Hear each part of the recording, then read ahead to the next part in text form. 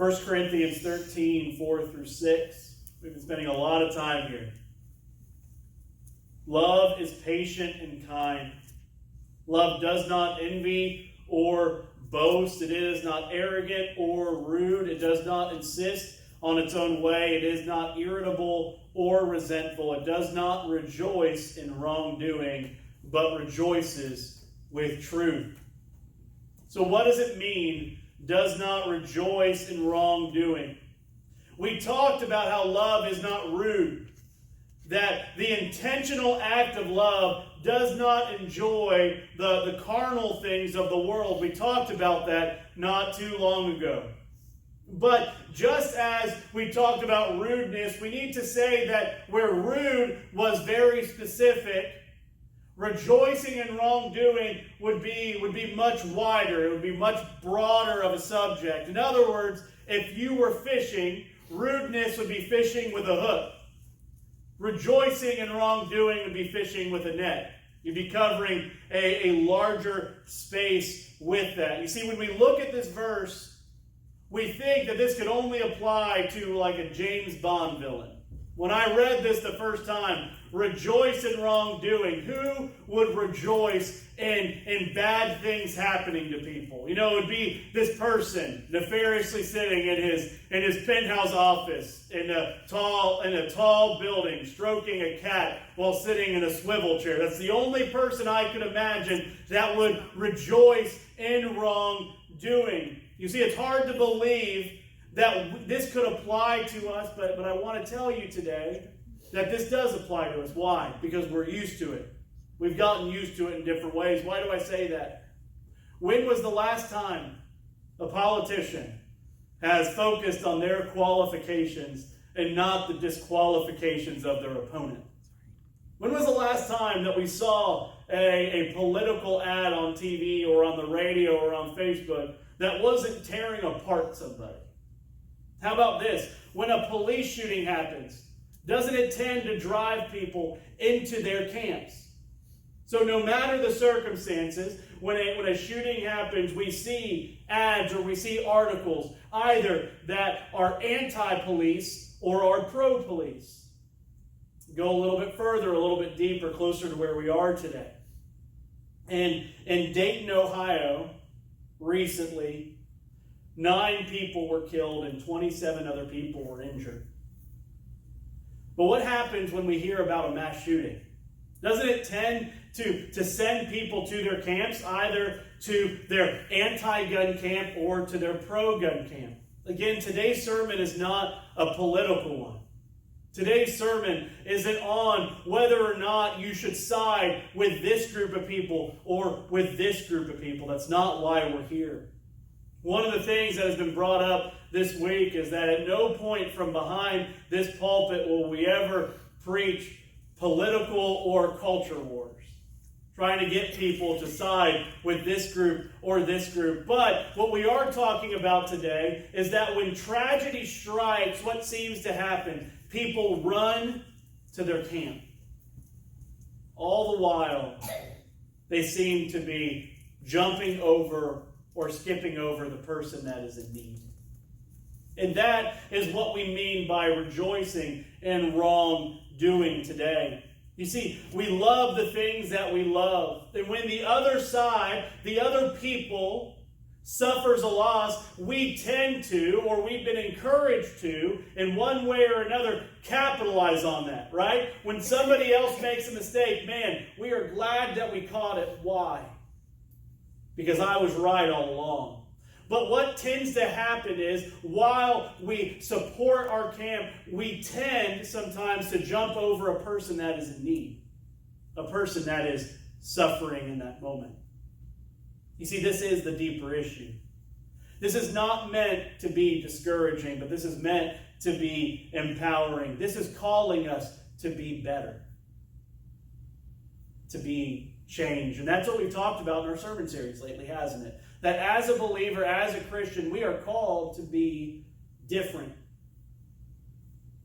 Love does not enjoy doing evil things. This can include putting undue pressure on others, making unreasonable demands, cheating others, not keeping our promises, gossiping about others, and enjoying listening to gossip about others. You see, the first obstacle today that we have to overcome is that our anger or our fierceness is not born, it's not supported in the issue that we are passionate about, but that our tendency to become angry or passionate, it's rooted in something deeper, something darker. It's rooted in our own brokenness.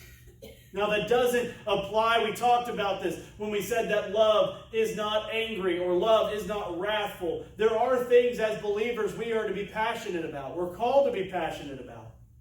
We are called to hate sin.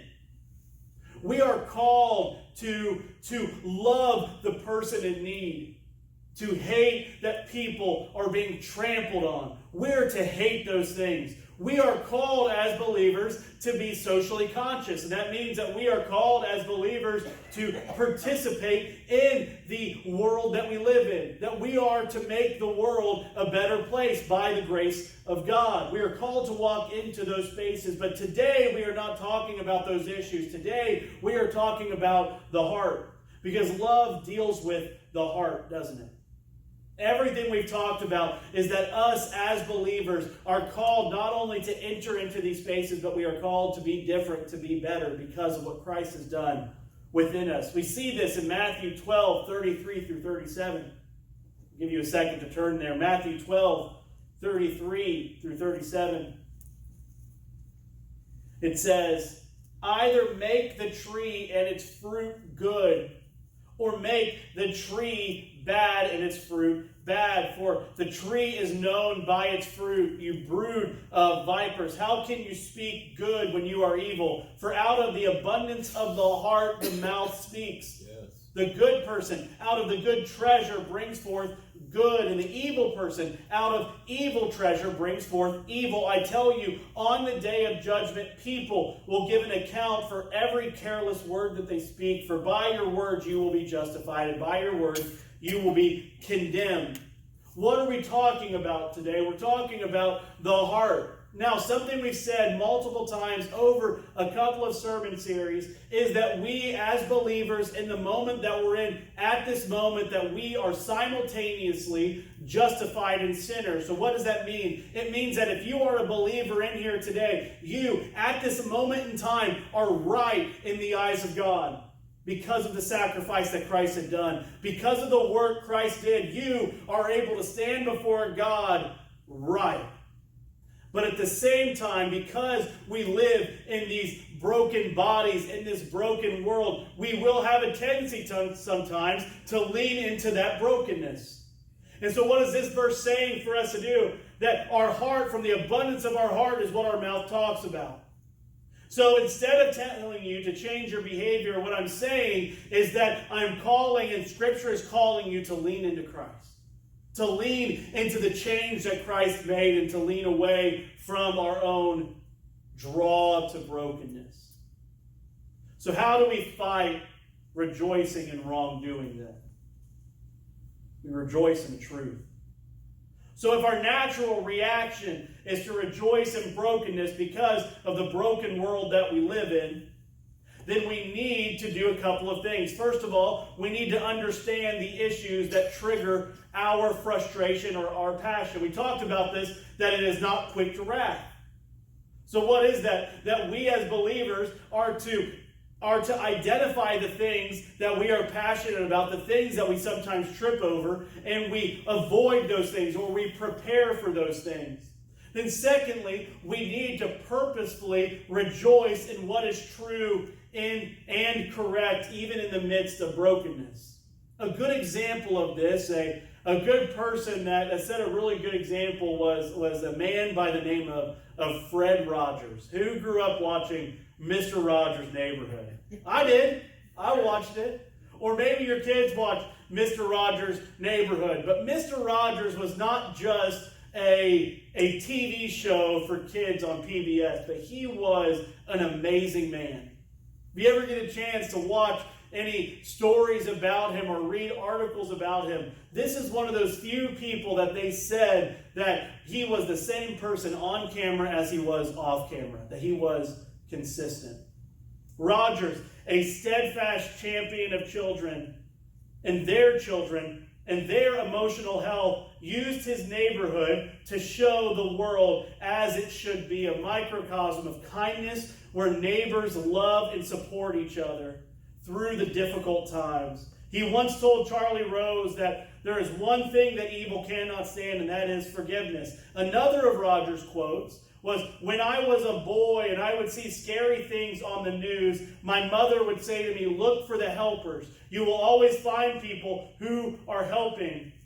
And that began making rounds on Twitter in the aftermath of the bombings in Europe. It had made its rounds in the aftermath of September 11th. And it made its rounds in the aftermath of the Boston Marathon bombing and various school shootings.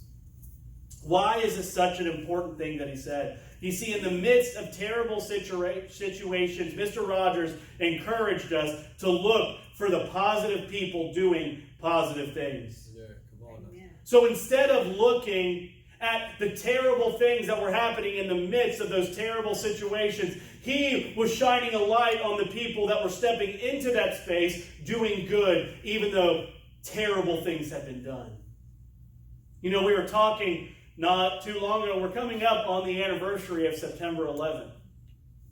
A terrible, terrible day in our country. And we all remember where we were on that day, right?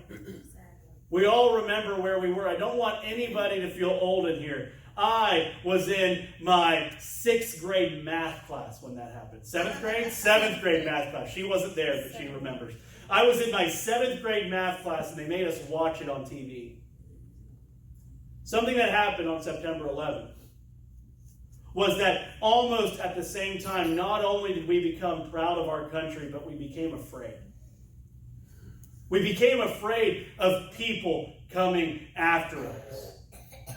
We experienced this level of uncertainty and fear. And then you see the hate, or you see the difficulty that resounded from that, like a ripple effect through the generations. So what was a quote like this? Why was it making its rounds at its time? It was him not looking at the people that terrorized us. No, who were we looking at? We were looking at the police officers and the firefighters that were walking into those situations and helping people, right? Because it would have been very easy for us to be afraid of all these things we don't understand. But the positive things that came from that is that we were focused on these people doing good at the sacrifice of their own lives, of their own health. It was encouraging in the midst of brokenness, correct? Yes. So we are to walk in those spaces. So instead of looking at these things that scare us on these sides, and there's plenty of things that scare us today, but instead we are to look towards the things that are good, the things that are of God, that God is doing in order to glorify himself in the world today. I'll move on. When we say truth, we need to understand that this is absolute biblical truth, not personal truth. The difference between our passion and what God is passionate about today. If our passion is for things that God is not passionate about, then we will tend to defend the platform than the people affected by it. If our passion, if our hope, if everything that we believe is for a thing that God is not passionate about, then what will tend to happen in our brokenness, in our draw to brokenness, is that we will tend to defend this platform, this thing, instead of the people that might be negatively impacted by that thing.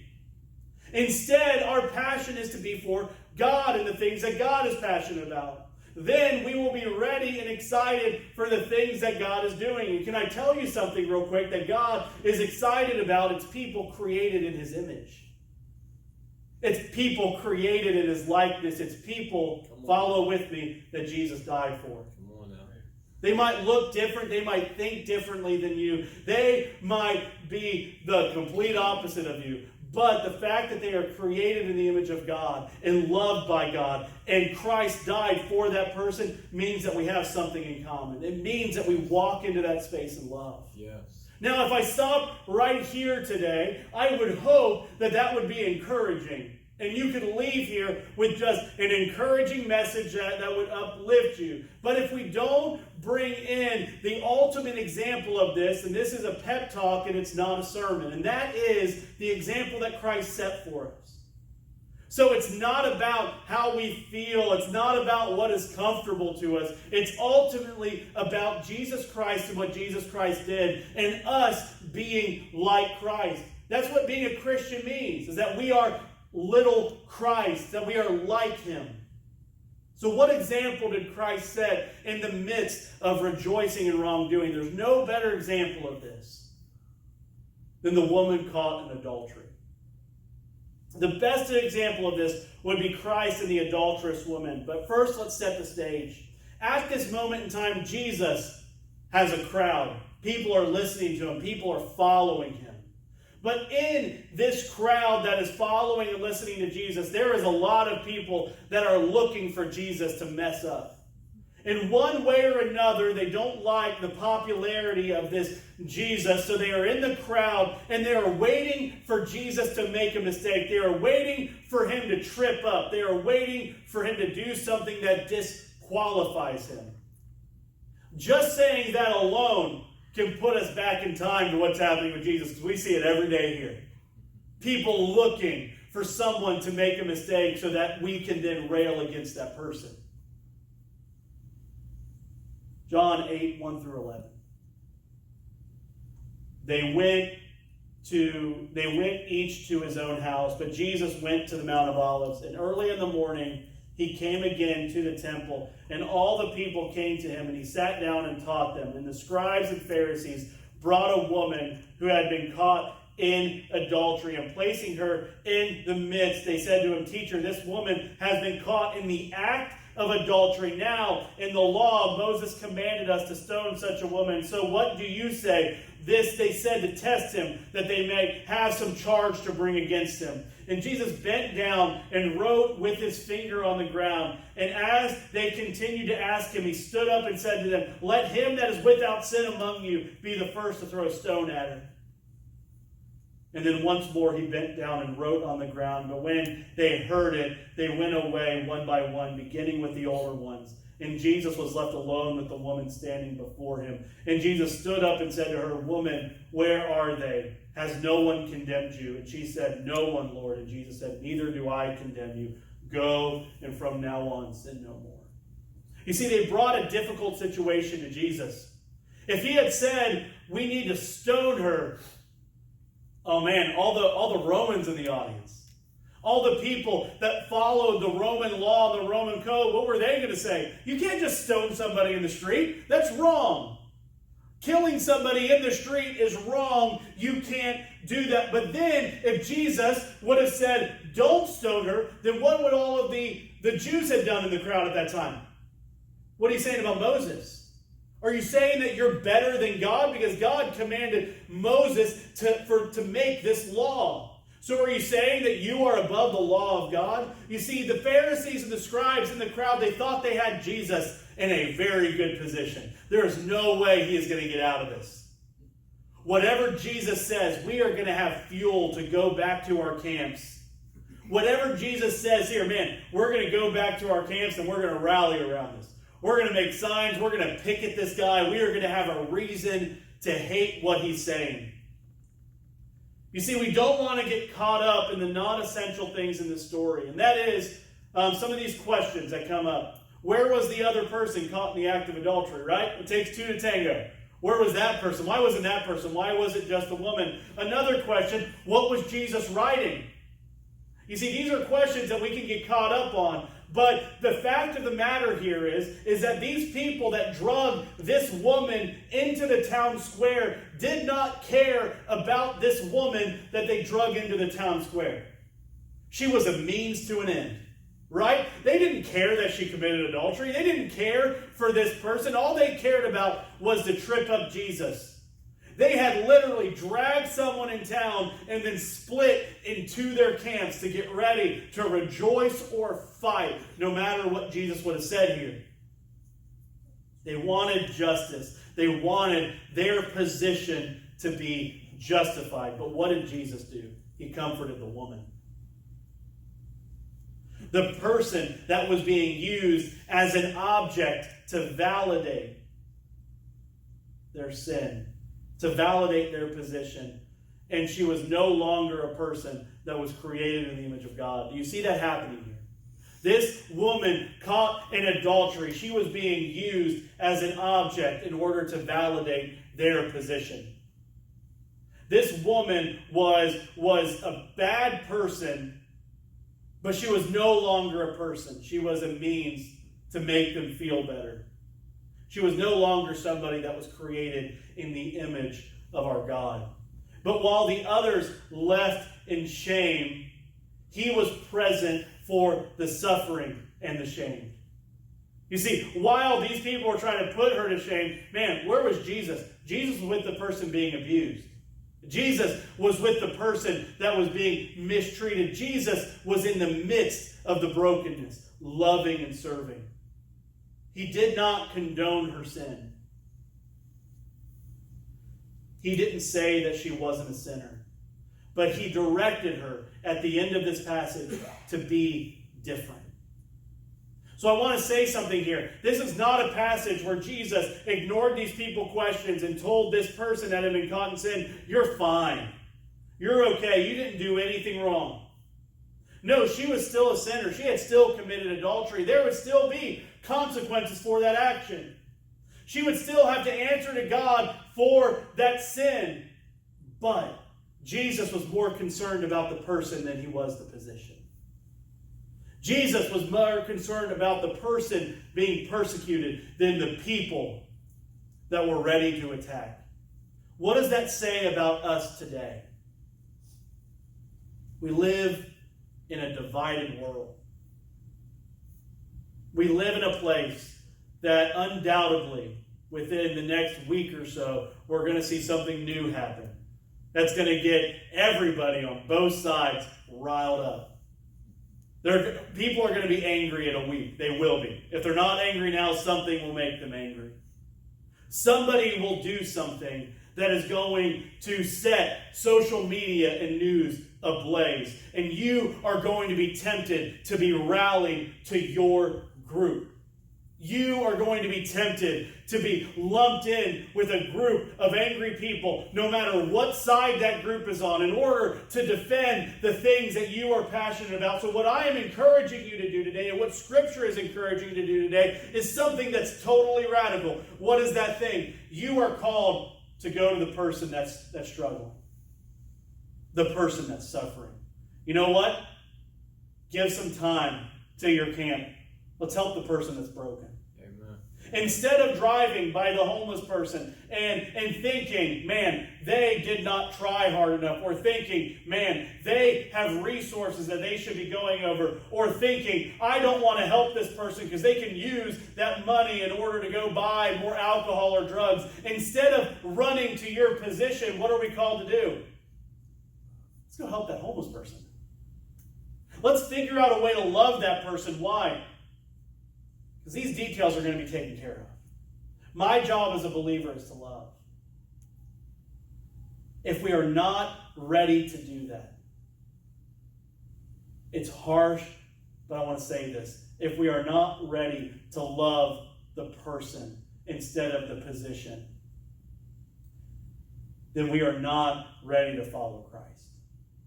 Why? Because Christ did it. We are here today. I'm going to tell you something. Praise the Lord that Christ wasn't ready to jump over into a different position instead of coming to love me. Yes. Because I wasn't deserving of it. I was the adulterous woman. Yes. I was the person being dragged that deserved justice. That's right. And yet Christ came to me. So what am I called to do then? I am called to go to those people in need. Why? Because the positions will exist. I'm called to love.